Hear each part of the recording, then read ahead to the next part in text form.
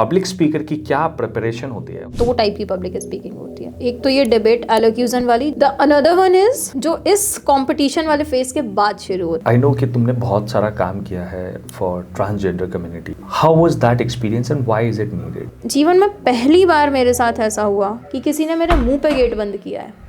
तो जो trust building है ना, वो between those and us missing है। इंडिया में जब से हमें आज़ादी मिली तो उसने वोटिंग राइट बिना किसी डिस्क्रिमिनेशन के सबको, फीमेल्स को भी दिया, जबकि यूरोप में महिलाओं को वोटिंग राइट के लिए बहुत 100-200 साल संघर्ष करना पड़ा। हमको मिला, ट्रांसजेंडर को नहीं मिला। ऐसी सोसाइटीज, ऐसे टॉपिक्स, ऐसे सब्जेक्ट्स हैं जिनको इग्नोर करे जा रहे हैं, जिन पे हम बहुत ज़्यादा ध्यान नहीं दे रहे हैं। हर काम, हर चीज़ आप एडमिनिस्ट्रेशन या गवर्नमेंट के थ्रू नहीं ला सकते। सरकार रूल बना देगी, ज़रूरी नहीं है कि समाज उसको मानने दे। तो जो क्रिमिनल माइंडसेट है वो किसी का भी हो सकता है। फर्स्ट थिंग, वो मेरा भी हो सकता है, वो आपका भी हो सकता है, और वो जो बाहर से आया इंसान उसका भी हो सकता है। As an ambassador Beti Bachao Beti Padhao अभियान, आपने कौन कौन सी चीजें करी उस दौरान? और ऐसे बहुत सारे रिमोट एरियाज रहे, ऐसे डेंजरस एरियाज रहे जहाँ पर कई बार जाना पड़ा। ट्रैफिकिंग से लेकर चाइल्ड मैरिज से लेकर भ्रूण हत्या से लेकर वर्स्ट से वर्स्ट चीजें देखी, फेस की, जितना हो सकता था लोगों को वहां से निकाला। हम कैसे विजिलेंट रह सकते हैं, या फिर हम कैसे इसको स्पॉट कर सकते हैं कि यार ये कोई इंसान, ये कोई बच्चा है जो ट्रैफिक्ड हुआ है?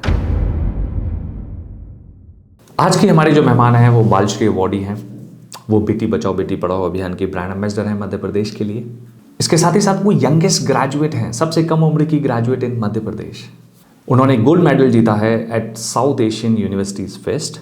उन्होंने गोल्ड मेडल जीता है एट इंटरनेशनल यूथ फेस्टिवल। कमाल की वक्ता हैं, जब वो स्टेज पर बात करती हैं सबको मेस्मराइज कर देती हैं। एक चीज़ और इनके बारे में जो बहुत खास है वो ये है कि छोटी सी उम्र में इन्होंने जो इस तरह के काम कर दिए हैं, जिन कम्युनिटीज़ के लिए इन्होंने काम किया है, चाहे वो ट्रांसजेंडर कम्युनिटी हो या माइग्रेंट लेबर के बच्चों के एजुकेशन के लिए काम करना हो, बहुत ही काबिले तारीफ़ है। तो आज हम थोड़ा सा इस बात में जानने की कोशिश करेंगे कि वो ये सब कैसे कर पाती हैं, उसके पीछे के प्रोसेसेस क्या हैं, किस तरह की तैयारी, किस तरह का उनका लालन पोषण रहा है कि जिसकी वजह से वो ऐसी हैं कि वो बहुत सारे काम, मल्टी डिमेंशनल काम कर पाती हैं अपने लिए। अगर आप चाहते हैं कि हम ऐसे कन्वर्सेशंस, ऐसे गेस्ट को हम बराबर लाते रहें, तो आप चैनल को सब्सक्राइब जरूर कर दीजिए, क्योंकि सब्सक्रिप्शन के नंबर्स जब बढ़ेंगे तो डेफिनेटली हमारा ये जो प्लेटफॉर्म है ये और बड़ा होता जाएगा और बहुत बड़े बड़े और बेहतर डिस्कशंस हम कर पाएंगे। सो चैनल को सब्सक्राइब करना मत भूलिए और एंजॉय करिए आज के episode. At what age you started speaking in public? At the age of 3। At the age of 3? Yes. मतलब तुमने जब एडमिशन लिया है और बल्कि शायद एडमिशन से भी पहले, मदर्स डे में भी मई जून में पड़ता है, right? Yes, I am not sure. हाँ, तो मतलब मदर्स डे जब भी पड़ता है, 3 साल की जब मैं होने वाली थी उसके आसपास, तो जुलाई के मैं एडमिशन हुआ है। उससे पहले मदर्स डे पर ग्वालियर में उस समय एक जगह होती थी सन सिटी। हाँ, यस। तो me, mamma and papa we went for fun in the sun city. Picnic spot जैसा ही था वो। तो मदर्स डे के ओकेजन पर हम लोग चले गए थे। तो वहाँ पर एक ओपन भाषण प्रतियोगिता हो रही थी। उसमें कोई एज लिमिट वगैरह नहीं थी। तो मम्मी ने जस्ट बोला तुम कुछ बोलोगी। अब मैं क्या बोलूँगी उस समय, तो मम्मी ने नाम लिखा दिया कि इसको कुछ तो बुलवा देते हैं। 3 सेंटेंस माना रटवाए, जितना रट पाए अपन ने रट लिए। वहाँ पर नाम लिख गया था। मंच पर पहुँचे, नाम अनाउंस हुआ तो मंच पर बड़े बड़े बच्चे बोल रहे थे, मतलब 20, 18, 25 सारे एज ग्रुप थे साथ में। Okay. तो मेरी तो हाइट ही नहीं थी ना, तो वो जो अनाउंसर था उसने ऐसे लटका दिया था मेरे को माइक के सामने। उसके हाथ में लटके मैंने वो 3 सेंटेंस जो माने रटाए थे वो बोल दिए, and I got 3rd prize. क्या बात है। तो that was the first time जब सीधे एकदम, मतलब Sun City you have been visited, तो कितना बड़ा ग्राउंड होता है और कितना ज़्यादा क्राउड होता है। मेरे ख्याल से 400-500 तो थे लोग। करेक्ट। तो तब पहली बार बोले, फिर ऐसे बोले कि अब रुकता ही नहीं है। यस। सो एक प्रिपरेशन क्या होती है, मतलब लाइक कि एक पब्लिक स्पीकर की क्या प्रिपरेशन होती है? कौन से ऐसे 2-3 चीज़ें हैं जिन पे काम होना बहुत ज़रूरी है, और तभी वो रिफ्लेक्ट करता है आपके डिबेट्स में, आपके भाषण में, आपकी बोली में? मुझे अभी ये चीज़ समझते बनती है। मतलब आज से अगर 10 साल पहले आप मुझसे पूछते तो शायद मैं उतनी क्लैरिटी से नहीं बता पाती कि 2 टाइप की पब्लिक स्पीकिंग होती है। एक तो ये डिबेट एलोक्यूशन वाली जो कॉम्पिटिटिव स्पिरिट के साथ की जाती है। द अनदर वन इज जो इस कॉम्पिटिशन वाले फेज के बाद शुरू होती है, when people recognise you as a speaker, right? Competition वाला तो वो फेस है जहाँ पर आप स्ट्रगल कर रहे हो, पार्ट ले रहे हो, फर्स्ट आना है, सेकंड आना है, यूनिवर्सिटी को जिताना है, कंट्री को प्रेजेंट करना है, करेक्ट। एक टॉपिक है, उस पर सब बोल रहे हैं, आपको बेस्ट बोलना है। एक ही स्पीकिंग हो गई है।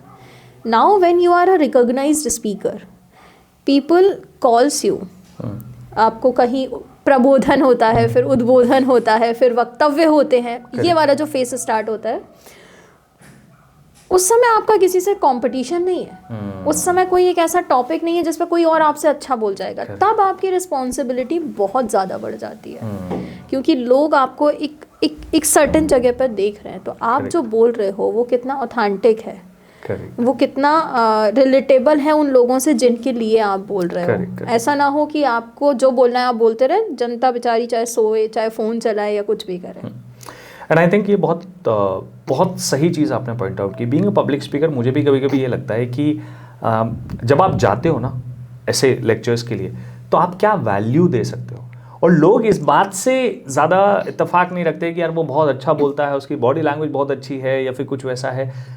ये भी मैटर करता होगा, लेकिन ज़्यादा इज़ अ पैकेज कि जहाँ आपके वक्तव्य में क्या वैल्यू मिल रहा है लोगों को। वैल्यू एडिशन जितना इम्पॉर्टेंट है, आई कम्प्लीटली एग्रीड। उसके लिए बहुत ज़रूरी है कि जो अच्छा स्पीकर है वो अच्छा रीडर हो। यस। बिना पढ़े या बिना चीज़ों को समझे और जाने अगर आप सिर्फ बोल रहे हो तो आप वक्ता हो सकते हो, और उसमें खोखलापन तो रहेगा ही, लोग आपसे रिलेट नहीं करेंगे, टू बी वेरी ऑनेस्ट। या फिर कई बार ऐसा होता था, हम लोग अपने स्टूडेंट फेस में बोलते थे, अच्छा वर्ड नहीं है पर हम बोलते थे उसको टुल्ले। टुल्ले दैट मीन्स कुछ सर्टेन लाइन्स हैं, कुछ सर्टेन पैराग्राफ्स हैं जिनको हम हर जगह चिपका ही देंगे।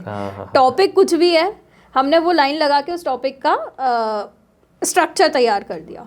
तो वो जीतने की ट्रिक होती है कि वो वाली जो लाइन है ना, उन पर तो तालियां बजी जानी है। मतलब उससे सब कनेक्ट कर पा रहे हैं, वो एंकर होते हैं ना, कुछ चीज़ें हैं जैसे आप। बट जब फिर वही बात है, जब आप ऑथेंटिसिटी में आ जाते हो, जब आप एक सर्टेन पोजीशन होल्ड करने लगते हो, उसके बाद आपका काम उनसे नहीं चलता है। करेक्ट। उसके बाद आपके पास कंटेंट होना चाहिए, उसके बाद आपके पास ऐसा कुछ होना चाहिए जो आप लोगों को दे सको। अगर कोई अपना 1 घंटा इन्वेस्ट कर रहा है आपको सुनने में, तो वो कम से कम एक नई चीज़ तो लेकर जाए आपसे। तो जब भी आप लेट्स से कि आपको कोई टॉपिक मिला है या किसी टॉपिक पे, किसी सब्जेक्ट पे आपको व्याख्यान देना है या फिर भाषण देना है, प्रेजेंटेशन देना है, वॉट एवर दैट इज, आपकी क्या तैयारी होती है इन टर्म्स ऑफ यार क्या रिसर्च क्या करते हो और क्या प्रोसेस होता है कि मतलब क्या क्या समझ लेना चाहिए उसके बारे में ताकि आप एक अच्छी स्पीच गढ़ सको। क्योंकि कई बार बहुत सारे लोग ये क्वेश्चन कहाँ से, बीइंग अ पब्लिक स्पीकर मेरे को भी बहुत सारे ऐसे लोग पूछते हैं कि यार आप कैसे उसको करते हैं, बट मेरा जवाब इसके लिए कोई बहुत मेरे पास परफेक्ट आंसर नहीं है। आई थिंक कि मैं यार वही बात करता हूँ जो मेरे अंदर है, मैं वही एकदम मुझे नहीं लगता कि इसका कोई भी परफेक्ट आंसर होगा। स्पेशली इन माय केस, मैंने इनफैक्ट कंपटीशन वाले फेस में भी कभी लिखकर कुछ तैयार नहीं किया। फर्स्ट ऑफ ऑल मैं वो खर्रे नहीं लिख पाती, मतलब वो जो स्क्रिप्टिंग लोग करते हैं ये मुझसे वो करते नहीं बनता है। मैं कुछ बुलेट पॉइंट ज़रूर होता है, कभी कभी वो नोट करने पड़ते हैं ऑब्वियसली, क्योंकि मुझे एक फ्रेमवर्क तो चाहिए कि एक चैनलाइजेशन हो कि मैं पहले किस बात को रखूँगी फिर किस बात को रखूँगी। बस एक रफ सा वो बनाती हूँ और कोशिश करती हूँ कि उस टॉपिक के बारे में जो बातें सबको पता है वो बताने की अपेक्षा कुछ ऐसा उनको बता पाऊँ जो मेरे पर्सपेक्टिव से नया है। नया तो दुनिया में कुछ नहीं होता ऑल तो, बट जो मेरी समझ है मैं कोशिश करती हूँ वो दे पाऊँ सामने वाले को। तो आप किस तरह से तैयारी करते हो इस चीज़ के लिए? जैसे आपको कोई टॉपिक मिला ये चीज़ है, तो आपके वो जो बुलेट पॉइंट्स भी होते हैं वो कैसे है? For example what topic can we take, I like let's take an example of कि आपने आपका वो जो टॉपिक जो साउथ एशियन यूनिवर्सिटीज़ के फेस्ट में जो आपने टॉपिक लिया था, what was that? I must say you had done a great research, huh? That was refugee crisis. Refugee crisis. हाँ. Yeah. So yes. How did you prepare for it? Topic था refugee crisis और I turn into, एक perspective तो ये हुआ कि refugee crisis क्या है, दूसरा हुआ कि रेफ्यूजीज क्राइसिस एपोस्ट्रोफियस लग के एक एस बन गया। एक तो वो समस्या हमको है जो सबको दिखाई पड़ रही है कि शरणार्थी घुसे चले आ रहे हैं और बहुत ओवरबर्डन हो जाएगा हमारी कंट्री पर। एक वो समस्या भी है कि वो इंसान अपना घर, अपना देश, अपनी सोसाइटी, अपना इकोसिस्टम छोड़ कर आ रहा है, तो उसकी भी तो समस्या है। So it's refugee crisis and refugees crisis. Okay. So as I said कि मैं कोशिश करती हूँ कि एक नया डायमेंशन जो सबको पॉपुलर है उससे कुछ अलग हो, वो दे पाऊँ। वो आपको एक्सेप्टेबल हो भी सकता है और नहीं भी हो सकता। Okay, that makes sense. So first whenever I got any topic या कहीं से कोई इनवाइट आता है तो उस टॉपिक के बारे में जो सबसे पॉपुलर चीज़ें हैं ना, मैं उनको ढूंढ लेती हूँ कि क्या चल रहा है मार्केट में, सोशल मीडिया सेंसेशंस क्या कह रहे हैं रिगार्डिंग दैट। उससे थोड़ा बहुत आइडिया लग जाता है। दूसरी चीज़ मैं कोशिश करती हूँ कि जो मुझे सुनने वाले हैं मैं उनकी तरफ ज़्यादा ओरिएंटेड रहूँ। मतलब मुझे कैसा बोलना है ये डिपेंड करता है मुझे किसके सामने बोलना है। करेक्ट। यहाँ पे ना मैं एक चीज़ ये समझना चाहता हूँ कि जब आप ये बोलते हो कि यार जो एक पॉपुलर आइडिया है अराउंड दैट टॉपिक, लोग सारे उस पर बात कर रहे हैं, लेकिन एक बहुत ऐसी चीज़ है कि जो एग्जिस्ट करती है बट किसी कारण से लोग उसको बात नहीं कर रहे हैं या फिर कुछ है, तो how do you find that? मतलब आपको कैसे पता चलता है? इसमें एक इंटरेस्टिंग चीज़ मैं जोड़ना चाहता हूँ। पहले तो मेरा सवाल ये है, बट मैं एक इंटरेस्टिंग वाक्य है जो मुझे किसी ने सुनाया था अबाउट ओशो। ओके। और ओशो के बारे में ये कहा जाता था कि ओशो ये देखते थे कि भीड़ कैसी है और उसके हिसाब से अपना भाषण बदलते थे। तो अगर लेट्स से उन्होंने गांधी जी के बारे में बात करनी है तो भीड़ ऐसी है कि जो सबके सब गांधी जी के भक्त हैं, कि डाई हार्ड फैन है, तो आज वो टॉपिक चूज करेंगे कि गांधी से इविल कोई इंसान नहीं था। Okay okay. He was that like कि उनका जो लेवल ऑफ ब्रेवरी है या करेज, मतलब ये तो ओशो के लिए तो क्या ही बोल सकते हैं। और अगर लोग ऐसे हैं जो ये बोलते हैं, बोले कि नहीं गांधी जी वाज इविल, तो उस दिन वो बात करेंगे कि गांधी से पायस कोई इंसान ही नहीं था, वो वाकई में महात्मा थे और वो पूरी तरीके से, तो his ability to His play with- confidence, हाँ. his confidence on his ability कि हाँ. मैं कर लूंगा twist. He is a spinner. Correct. But at the same time, he's also a well-read person or somebody who Definitely. understand both the side of a same thing. तो Fragile mind का सबसे primary characteristic ही ये होता है कि वो influence नहीं होता। मुझे एक पर्सपेक्टिव दिखाया गया और मैंने उसको मान लिया, तो मैं नहीं कह सकती कि मेरा मस्तिष्क जिंदा है या जीवंत है। मेरे पास उतनी कैपेबिलिटी होनी चाहिए कि मैं एक फैक्ट के सेम अपोजिट और सेम फेवर के फैक्ट को फिगर आउट कर सकूं और मानूं एक को भी नहीं। Okay, how to be neutral, that is the biggest challenge for the I think human this is what critical thinking is, जिसके बारे में सब बात कर रहे हैं कि भाई। हाँ, but I must apply one more word, adjective you can say, not just critical, constructive criticism. आप सिर्फ किसी को क्रिटिसाइज करने के लिए क्रिटिसाइज नहीं कर सकते। If you are criticising something और समवन, सो वो क्रिटिसाइजेशन में कंस्ट्रक्टिव चीज़ें होनी चाहिए। आप उसे बता पाओ कि ये गलत है तो ऐसे करो तो सही हो जाएगा। सिर्फ कमियां नहीं निकालनी होती हैं। Correct. So critical thinking is about analysing a topic from both the angles. There is no criticism into it, but it is just that कि हम इसको इतना ओपन अप कर रहे हैं जहां पे हम जजमेंट नहीं लेके जा रहे हैं, क्योंकि कई बार जिस द मोमेंट हम जज करते हैं हम साइड ले लेते हैं, जैसे आपने, और हम कहीं ना कहीं फैक्ट को छोड़ देते हैं। करेक्ट, सच छूट जाता है। तो हम ज्यादातर टाइम जो हमारी रिसर्च है ना वो कंफर्मिटी की तरफ ही ले जा रही है हमें, कि हमने जो पहले से सोच रखा है अब उसके एवज में हमें साक्ष्य इकट्ठे करने हैं, बस एविडेंसेस हम उसी जो मेरी बात को सिद्ध करे। अगर मैंने ये मान लिया है कि भाई तुम मेरा नुकसान करने वाले हो, तो मैं सिर्फ वही सोच रहा हूँ, वही ऐसी चीजें मेरे दिमाग में। मेरा कहा हुआ भी बहुत सारा जो मैं बिना किसी इंटेंशन के कह रही हूँ, आप उसी सेंस में लेकर भी जा सकते हो। करेक्ट। वो जबकि न्यूट्रल बात हो सकती है, बट उसको कहीं भी घुमाया जा सकता है। इसीलिए हर इंसान सत्य के पीछे भाग रहा है और सत्य पता नहीं किसके पीछे छुपा है। तो ऐसी और कौन सी 3-4 ऐसी चीजें हैं जिनसे कोई भी बच्चा या कोई भी ऐसा यंगस्टर जो पब्लिक स्पीकर बनना चाहता है उसको आज से शुरू कर देनी चाहिए और वो उसको बहुत हेल्प करने वाली है? रीडिंग, कॉन्फिडेंस बिल्डिंग, वो आप कैसे भी कर सकते हो। कैसे हो सकता है? वही तो सीक्रेट है, कॉन्फिडेंस बिल्डिंग कैसे होगा? Keep on practising. Practice, yes. आप अपने घर वालों को खड़े होकर ज्ञान देना शुरू करो। हाँ, शुरू में वो नहीं सुनेंगे, जिस दिन वो सुनने लगे, जिस दिन घर में लोग सुनने लगे ना, समझ लो बाहर भी लोग सुनने लगेंगे। हाँ, वैसे घर वाले सबसे लास्ट में सुनते हैं। तो चैरिटी बिगिंस एट होम। कोशिश करो, मतलब अगर आप बाहर अनजान लोगों के सामने नहीं कर पा रहे हो तो ट्राई कि अपने फ्रेंड सर्कल में, अपने पेरेंट्स के साथ आप उस चीज़ को स्टार्ट करो। तो बहुत सारा पढ़ो, तो क्या बोलना है वो पता होगा। फिर बोलने की प्रैक्टिस करो। फिर जो बोल रहे हो वो कितना ऑथेंटिक है इस पर फोकस करो। और मोस्ट इम्पॉर्टेंट इज़ कि पब्लिक स्पीकर बनना क्यों है, ये तुम्हारे दिमाग में क्लियर होना चाहिए।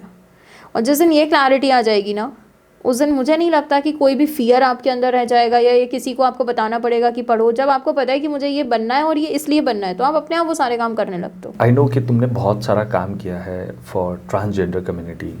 How was that experience and why is it needed? Like तुम्हारा क्या एक्सपीरियंस रहा ये सब के दौरान, क्या सीखने बड़ा मज़ा आया।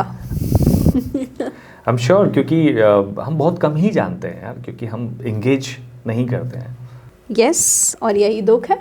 So how was it working with them और वर्किंग फॉर देम? क्या आपको लगता है कि किस तरह के चैलेंजेस, स्टिग्मा हैं जो शायद लोगों को पता नहीं है? मतलब हमारी प्रॉब्लम ज़्यादा ये नहीं है कि हमें कुछ अच्छा लग रहा है, कुछ ख़राब लग रहा है। हमारी प्रॉब्लम ये है कि हमारी अवेयरनेस ही नहीं है।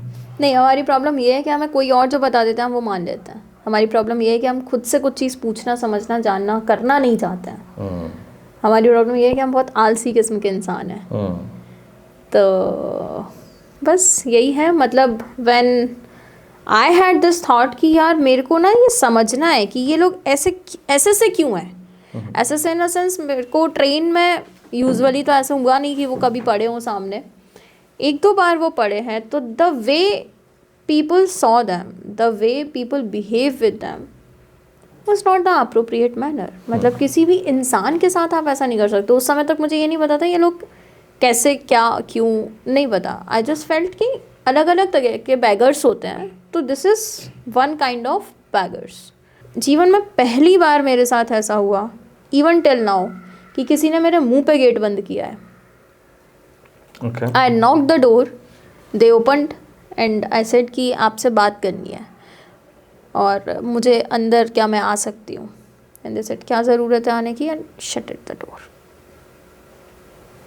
और इतना ह्यूमिलेटेड मैंने लाइफ में कभी नहीं फील किया था। एंड आई जेन्युइनली फेल्ट, भाई तुमसे तुम्हारे ही बारे में बात करने आई थी, तुम्हारे ही कुछ भला कर देती मैं।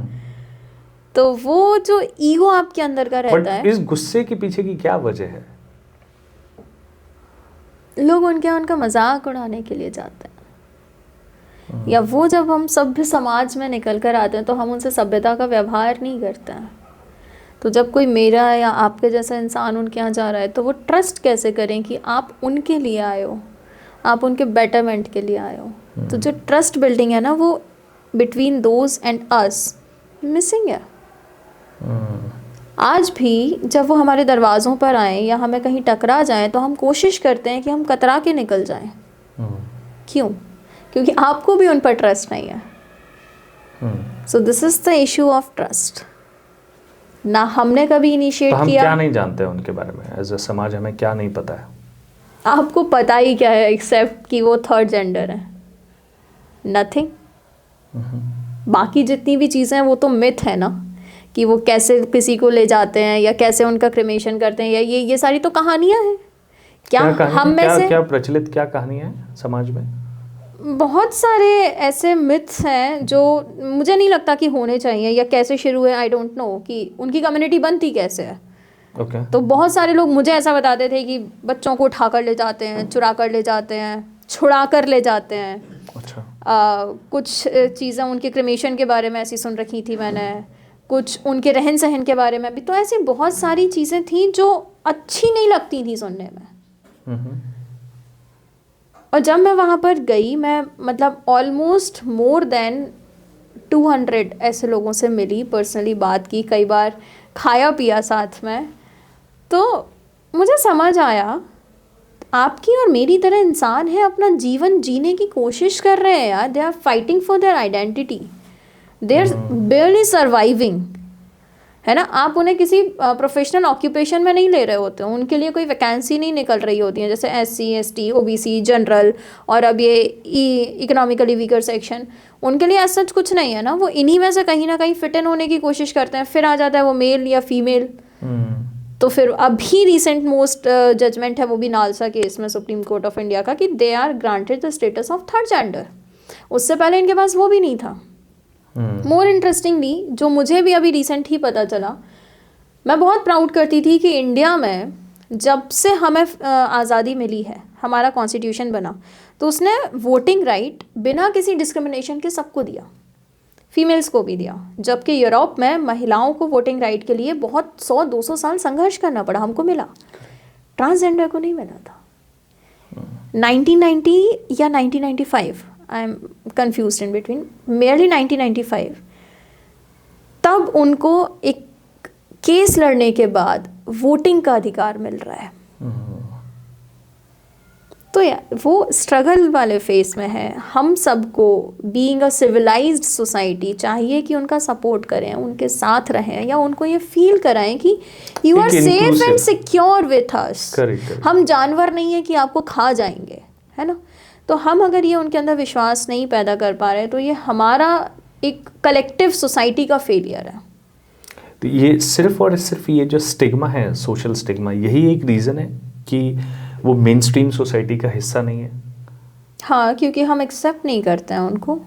और आई थिंक हम लोग रिलीजियस लाइक कल्चरली भी एक बहुत अलग किस्म का कॉनोटेशन है around third gender, around transgenders की, यार ये ऐसी ऐसी चीज़ें होती है, तो हम सिर्फ उतना ही रोल समझते हैं उनका सोसाइटी में। हम मिथ में ज़्यादा बिलीव करते हैं ना, हम फैक्ट के पीछे नहीं जाते हैं। जबकि अगर आप देखो तो मतलब मुझे जितनी चीज़ें पता चली कि वो हमसे ज़्यादा फिलैंथ्रोपिस्ट हैं। अगर वो हमसे पैसे लेकर जा रहे हैं तो आप ये देखो ना कि वो उस पैसे का यूटिलाइजेशन क्या कर रहे हैं। मैंने तो नहीं देखा कि किसी ट्रांसजेंडर की MNC चल रही है या वो कोई बिजनेस चला रहा है या क्या, तो पैसा इतना ले रहे हैं वो एक घर से, क्या करते हैं उस पैसे का? क्या हमने कभी नोटिस किया या पूछा उनसे? जितनी ऐसी कन्याएं या लड़कियां उनके मोहल्ले में या वहाँ आसपास हैं जिनका कोई करने वाला नहीं है, वो उनकी पूरी एजुकेशन करवाते हैं, वो उनकी पूरी शादियां करवाते हैं, वो बहुत सारे प्लांटेशन कर रहे हैं, वो सफाइयां कर रहे हैं अपने मोहल्ले की, वो जिसके घर में जो ज़रूरत है वो उसको दे रहे हैं। और वो कोई सोशल NGO खोल कर नहीं बैठे हैं, वो कोई सोशल वर्कर में काउंट नहीं हो रहे हैं। लोग उनको एज अ रिकॉग्नाइजेशन भी कहीं अपने यहाँ इन्वाइट करने में झिझकते हैं फिर, बट दे आर डूइंग। उस पैसे से वो अपनी आलीशान कोठियाँ नहीं खड़ी कर रहे हैं, वो समाज को बनाने में अपना कंट्रीब्यूशन दे रहे हैं। पर दिक्कत ये है कि वो दे रहे हैं, लोग लेने को भी तैयार नहीं है। तो कभी आप उस सिर्फ ट्रांसजेंडर कम्युनिटी की बात अपन ना भी करें तो कोई भी वो तबका जिसके बारे में आपने सिर्फ कहानियाँ सुनी है, कोशिश करो कि एक बार उनसे मिलो, तो कहानी और सच्चाई में क्या अंतर है वो आपको समझ आ जाएगा। जो जहाँ से आई स्टार्टेड, तो मेरे दिमाग में उस समय सिर्फ एक चीज़ थी, क्योंकि वो ईयर इलेक्शन ईयर था, कि male percentage of vote count होता है, female percentage of vote count होता है। ये बेचारे 100% मतलब जितना भी इनकी संख्या होती है हर शहर में, सारे के सारे वोट देने जाते हैं। तो अव्वल तो इनको लाइन का ही कन्फ्यूज़न होता है कि किस लाइन में लग के वोट करें, और जितने हैं क्या हम उनका परसेंटेज ऑफ वोट काउंट नहीं करेंगे? क्या उनका वोट मैटर नहीं करता? Just because they are less in number, they are not the voting population, that does not mean they are not the population. आप सिर्फ एक काउंटिंग ही तो करनी है कि अगर 500 लोग हैं तो उसमें से 400 ने कर दिया 90% वोट ऑफ ट्रांसजेंडर कम्युनिटी। ये लिख कर दो, मेल और फीमेल दोनों को शर्माएगी, आपका वोटिंग परसेंटेज ऑटोमेटिकली इंक्रीज होगा। तो यहाँ से फ़लसफ़ा शुरू हुआ। फिर वो उनकी सोशल, रिलीजियस, कल्चरल, इन सारे एस्पेक्ट को समझते समझते ये समझ में आया कि हमसे तो अच्छे हैं वो लोग। What do you mean by this? उनके अंदर अभी भी इंसान जिंदा बचा है, हम मार रहे हैं उस इंसान को। हम उनके अंदर ये भरोसा पैदा कर रहे हैं कि दुनिया अच्छी नहीं है।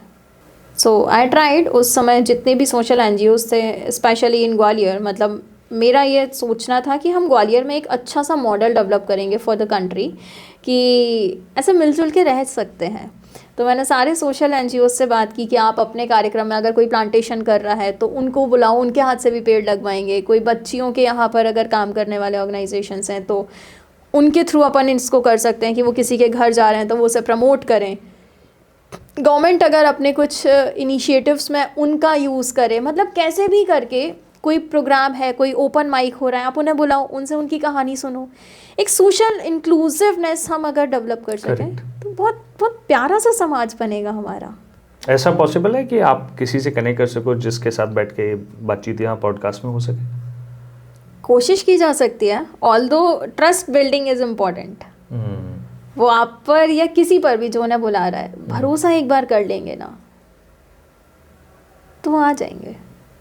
अभी अगर वो पढ़ने भी जा रहे होते हैं तो जहाँ से निकल रहे हैं लोग उन पर कमेंट्स कर रहे हैं, इसलिए वो शायद पढ़ने भी उतना नहीं जाते। अब देख तो बहुत रेयर एग्जांपल्स मिलते हैं कि उसने ग्रेजुएशन कर लिया। एग्जांपल्स हैं Yes. पूरे इंडिया में से। क्यों? राइट टू एजुकेशन उनके भी पास है, करेक्ट। राइट टू लाइफ उनके भी पास है।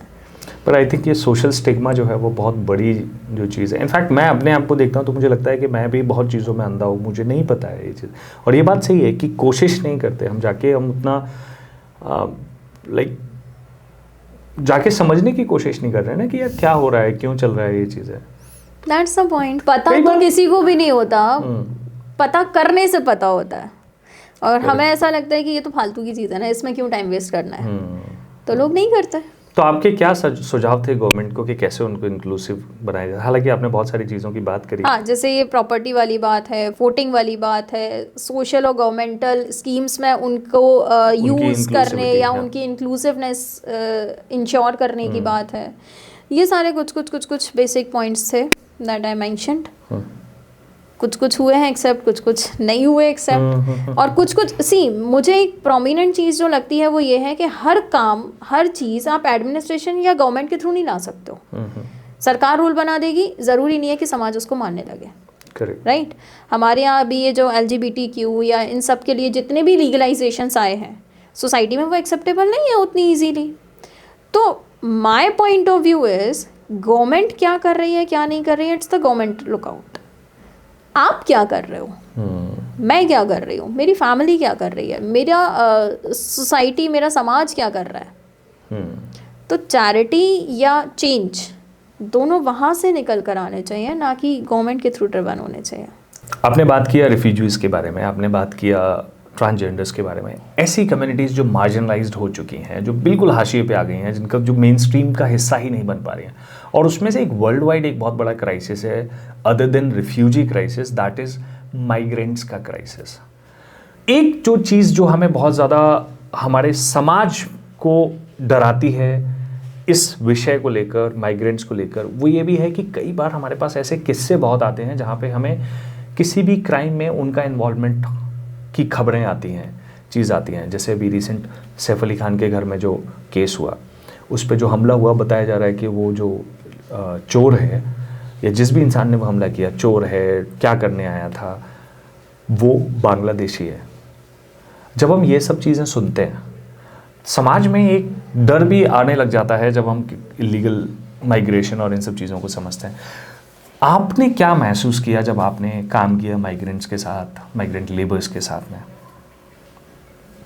आपने सवाल पूछते में बड़ा इंटरेस्टिंग सा वाक्य बोला कि सैफ अली खान का, जब आप एग्जांपल दे रहे थे कि उस इंसान ने जो बांग्लादेश से आया था, कहाँ से आया था, अगर उसे एक साइड रख दें तो मोस्ट इम्पॉर्टेंट थिंग इज़ उस इंसान ने। क्राइम कमिट कौन कर रहा है? इंसान कर रहा है। किसके अगेंस्ट कर रहा है? एक इंसान के अगेंस्ट कर रहा है। तो जो क्रिमिनल माइंडसेट है वो किसी का भी हो सकता है। फर्स्ट थिंग, वो मेरा भी हो सकता है, वो आपका भी हो सकता है, और वो जो बाहर से आया है इंसान, उसका भी हो सकता है। तो आपके पास जब वो लिस्ट है कि कौन से स्किल्ड लेबर है, कौन से अनस्किल्ड लेबर है, तो आप ये सोचो ना कि जब तक या जितने दिन तक वो मेरे देश में है, मैं कैसे उसको यूज़ कर सकता हूँ।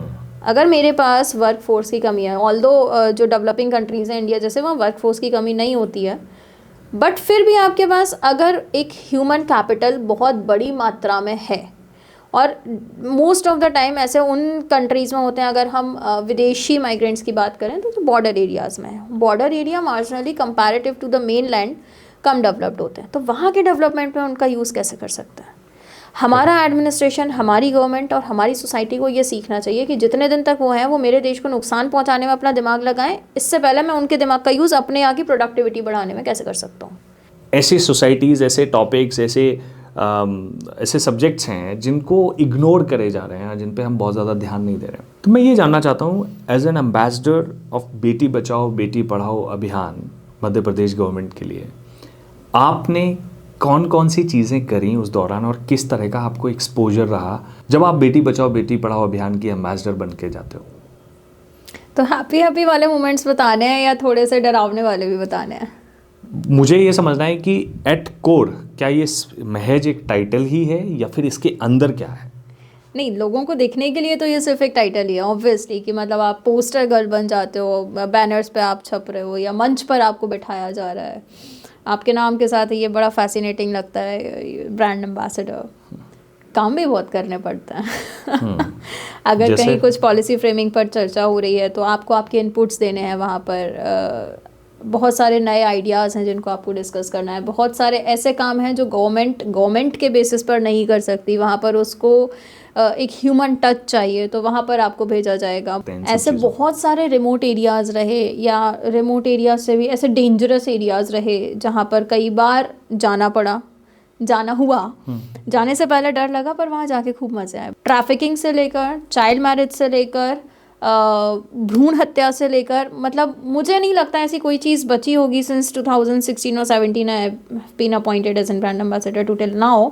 वर्स्ट से वर्स्ट चीज़ें देखी, फेस की, जितना हो सकता था लोगों को वहाँ से निकाला और मज़े आए। कोई ऐसा वाक़या जो आपके जहन में हमेशा के लिए गड़ गया हो? कई हैं, बल्कि कई क्या, सारे ही हैं। इनमें से कोई भी वाक़या ऐसा नहीं है जिसको आप छोड़ दोगे या जिसे आप भूल सकते हो। किसी एक की जिसकी बात करना चाहें? एक मेरी ही दोस्त हुआ करती थी स्कूल में, मतलब when I was in 4th और 5th। वो ऑल ऑफ सडन एक दिन मेरे को फेसबुक पर अप्रोच की, मैसेज की। शी वाज इन दिल्ली और वो वहाँ पर किसी के द्वारा किसी को बेच दी गई थी और वो वहाँ पर स्टक थी। She asked for help. तो एक वो कहानी थी कि कैसे उसने वो बचपन पूरा याद दिलाया and then she asked for the help. और वो उन लोगों से बचकर मैसेज कर रही होती थी। एक मैसेज आ जा रहा है, फिर एक मैसेज उसका 20 दिन बाद आ रहा है, रात को आ रहा है, क्योंकि they are not allowed to phone. और Where was she staying? In Delhi. In Delhi? In Delhi What was only. that place? नहीं, I am not suppose to open that place. Okay. एक ये केस था और एक सबसे recent most case जो था वो ऋषिकेश का। मतलब I am a solo traveller too, और मैं जब सोलो ट्रैवलिंग पर निकलती हूँ तो मैं अपने ये सारे टैग्स, अवार्ड्स, रिवॉर्ड्स, ये सब किसी को नहीं बताती हूँ। वहाँ पर नाम भी हो सकता है मैं कभी किसी को कुछ और ही बता दूँ अपना, क्योंकि वहाँ मैं नहीं ये लग्जरी लेने जाती। तो आई वॉज ऑन गंगा घाट, एक फॉरेनर थी, मैक्सिकन, शी वॉज क्राइंग। उसको हिंदी इंग्लिश नहीं आती थी, मेरे को मैक्सिकन नहीं आती थी। समहाउ वी कन्वेड, और मेरे को बस इतना सा समझ में आया था कि वो किसी परेशानी में है और उसको कहीं रूम वूम शेयर करने के लिए बोला जा रहा है। तो but that was not room sharing, that was about bad sharing forcefully. और तो वहाँ पर जहाँ मैं अकेली फंसी हुई हूँ, मतलब मैं खुद अकेले सोलो ट्रैवल पर गई हूँ और मैं वहाँ अपनी आइडेंटिटी उस समय तक तो नहीं बताई हुई थी। तो उसको, बंदी को वहाँ से, वो पूरा जो हॉस्टल चल रहा है, वो पूरा जो गैंग है, रैकेट है, वहाँ से आप निकाल कर ला रहे हो, उसको सही ठिकाने पे पहुँचा रहे हो। ऐसे बहुत सारे केसेस हैं जो मैं नहीं भूल सकती कभी भी। फिर उसके बाद ऑल्दो वहाँ पर आपको कई बार हो जाता है कि आपको अपनी आइडेंटिटी रिवील करनी पड़ती है, आपको अपने ये सारे जो टैग्स हैं। I am very thankful towards the MP government कि उन्होंने ये ब्रांड एम्बेसडर का टैग दे रखा है, क्योंकि कई बार आपकी सही बात भी लोग नहीं मानेंगे जब तक आपके पास कोई टैग नहीं है। मतलब आपके पास अथॉरिटी नहीं है, या लोग आपको एज एन अथॉरिटी परसीव ना करें। मैं अगर किसी एडमिनिस्ट्रेशन के ऑफिस में जा रही हूँ या मैं किसी और दूसरे स्टेट में हूँ और मैं उन्हें बता रही हूँ कि I am the brand ambassador of MP government for this campaign, तो वो मेरी बात को सीरियस लेगा और सुनेगा। चाइल्ड लेबर खत्म हो गया ना? यस, चाइल्ड लेबर एग्जिस्ट, कभी पर्दे के पीछे, कभी पर्दे के सामने। I want to come back to the question of trafficking, कि हमारा समाज, हम में से बहुत सारे लोग हैं जो शायद इस चीज़ में कुछ जानते हैं, समझते हैं, लेकिन हम उतना नहीं समझते हैं जितना हमारे लिए ज़रूरी भी है ये चीज़ें। तो ये कैसे फंक्शन करती है और एक आम आदमी कैसे विजिलेंट रह सकता है? कौन सी ऐसी चीज़ें जिनको स्पॉट कर लेना चाहिए जब भी कभी आपको कोई विक्टिम है? तो क्या कुछ तो भी उसके कॉमन थ्रेड्स होते होंगे ना जिसको देख सकते हैं, कि हम कैसे विजिलेंट रह सकते हैं, या फिर हम कैसे इसको स्पॉट कर सकते हैं कि यार ये कोई इंसान, ये कोई बच्चा है जो ट्रैफिक्ड हुआ है? डर, आपको इंसान की आंखों में डर पड़ते बनना चाहिए। बहुत बार ऐसा होता है कि इंसान उन लोगों के सराउंडेड है कि आपको बता भी नहीं सकता, आपको बोल भी नहीं सकता, but something is not right with him और हर, ये आपको सेंस होते बनना चाहिए। First thing. सेकंड थिंग, आप सामने वाले को उतना कंफर्टेबल फील कराओ कि आपके साथ वो अपनी बात शेयर कर सके। And third most important thing जो मुझे समझते आई कि आपको आपकी डिज़ायर्स पर, आपके एम्बिशंस पर कितना दूर जाना है वो पता होना चाहिए। आसमान सबके लिए खुला है, पर कितना उड़ना है ये आपको तय करना है। What does it mean? कई बार ऐसे होता है कि न्यूज़पेपर में बहुत कॉमन है ये पढ़ने के लिए कि बहला फुसला कर, नौकरी का बहाना देकर और सो ऑन। तो मुझे आज के समय में ऐसा नहीं लगता कि कोई भी व्यक्ति, इनफैक्ट 5-6 साल के बच्चे भी इतने तो अवेयर हैं कि किसका इंटेंशन गुड है, किसका इंटेंशन बैड है, वो हमें समझते बनता है। पर कई बार हम अपने हालातों से समझौता कर लेते हैं कि मुझे ये चीज़ तो चाहिए ही चाहिए, उसके बाद फिर जो होगा सो देखी जाएगी। वो देखी जाएगी कई बार हम नहीं देख पाते हैं। कुछ केसेस ऐसे भी आए जिसमें फैमिली मेम्बर्स भी इन्वॉल्व थे, कुछ केसेस ऐसे भी थे जहाँ पर स्टार्टिंग म्यूचुअल कंसर्न वाली थी, फिर बाद में किसी एक ने कुछ किया तो दूसरा अब सफ़र कर रहा है। तो उन केसेस में कॉम्प्लेक्सिटी ज़्यादा हो जाती है, क्योंकि आप दोनों को ब्लेम कैसे करोगे। अभी एट प्रेजेंट ये है कि एक विक्टिम है, बट स्टार्ट दोनों ने किया था। तो क्या आप, ये ऐसा भी है कि जो लोग पुअर हैं, इकोनॉमी वीक, मुझे नहीं लगता। मतलब मेरे सामने ऐसा नहीं आया कि सिर्फ पुअर लोग उसमें इन्वॉल्व हैं या Well of उनके ही families. साथ हो रहा है। एकदम इनफैक्ट जो शहर का या देश का वाइट कॉलर वाला समाज है उसमें सबसे डरावनी स्थितियां हैं। जैसे क्या? वो कह भी नहीं पाते हैं इससे ज़्यादा डरावना क्या होगा, क्योंकि हम वाइट कॉलर हैं। हम सबको बता भी नहीं सकते हैं। अगर हम वेल ऑफ फैमिलीज हैं तो मेरे साथ क्या हो रहा है, मेरा पड़ोसी क्या कर रहा है, मेरे घर वाले क्या कर रहे हैं, मैं नहीं कहूँगी किसी से। समाज के एक नागरिक होने के नाते मैं ये समझना चाहता हूँ कि मैं कैसे इस चीज़ को प्रिवेंट कैसे कर सकता हूँ अपनी फैमिली में, अपने यार दोस्तों में, अपने समाज में, कैसे इसको प्रिवेंट कर सकता हूँ। Just be good with the people, be good as much as you can. आपकी फैमिली का आप पर ट्रस्ट रहे और आपके आसपास आपके सराउंड जितने भी लोग हैं उनका आप पर ट्रस्ट रहे। अगर किसी के साथ कुछ हो रहा है तो वो आपको बता पाए। आपको अगर किसी के यहाँ कुछ होता दिख रहा है तो आप उससे क्लियरली पूछ पाओ, डाउट के अंदर ना रह जाओ कि है या नहीं है। सबसे इम्पॉर्टेंट चीज़ है बोलना। सामने वाला भी आपसे बोल पाए और आप भी उससे बोल पाओ। अगर आप बोलना जानते हो, मुझे लगता है कि पूरा तो नहीं पर हाँ 50% प्रॉब्लम का सल्यूशन वहाँ से निकल आता है कि किस इंसान से आपको कहनी है बात और किस लहजे में कैसे कहनी है वो बात।